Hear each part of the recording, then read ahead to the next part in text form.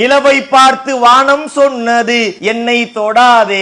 நிலவை பார்த்து வானம் சொல்லிச்சான், டோன்ட் டச் மீ. நிழலை பார்த்து பூமி சொன்னது என்னை தொடாதே. இப்ப இந்த கட்சி படம் காட்டுறேன், இந்த நிழலை பார்த்து பூமி சொல்லிச்சா என்னை தொடாதே. அது எப்படி சொல்லும்? இதுல உண்மையா பொய்யான்னு பார்க்க கூடாதாம். அப்ப நடைமுறைக்கு ஒத்து வராதுல. கவிதை என்றாலே அது பொய் தான். அதுல மிகையான வர்ணனை இருக்கும். அழகிய நிலவில் ஆக்சிஜன் நிரப்பி அங்கே உனக்கு ஒரு வீடு செய்வேன். அம்ஜி கரையில வாங்கி தரேன்னு சொல்லி நம்புவோம். நிலாவுல ஆக்சிஜன் இல்ல என்ன செய்வாராம்? இங்க இருந்து கிருட்டுன்னு கொண்டு போவாராம். ஆக்சிஜன் கொண்டு போய் நிலாவுல நிரப்பிடுவாராம். அங்கே கொண்டு போய் மனைவியை கொண்டே வைப்பாராம். மேகத்தை பிடித்து மெத்தைகள் அமைத்து மெல்லிய பூ உன்னை தூங்க வைப்பேன். ஒரு இலவ மஞ்சு பெட்டு, ஒரு சமுக்கால, ஒரு பாய், ஒரு மேட்ரஸை விரிச்சு படுக்க வச்சாரு நம்பலாம். மேகத்தை எப்படி பிடிப்பாரு, அதை எப்படி மெத்த செய்வாரு கேட்டா அது இலக்கியம் பாங்க, அது கவிதை. அது பரவாயில்ல.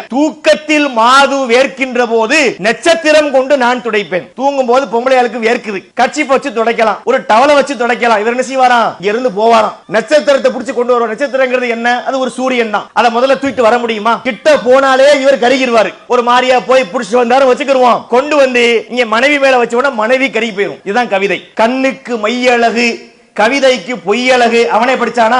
ஏன் கருத்தை விட்டுருங்க, அவனே சொல்றான் கவிதைனா பொய்னு. அப்ப இந்த பொய்களும் முரண்பாடுகளும் நிறைந்திருக்கக்கூடிய இதை கொண்டு உருவாக்கப்பட்ட மௌலுது வணக்கமாக இருக்க முடியுமா? இது முதல் கேள்வி. இங்க இதை வைத்துக் கொண்டு மௌலுதுக்கு நீங்க மூடி போட்டு கோஸ் பண்ணி போட்டலாம்.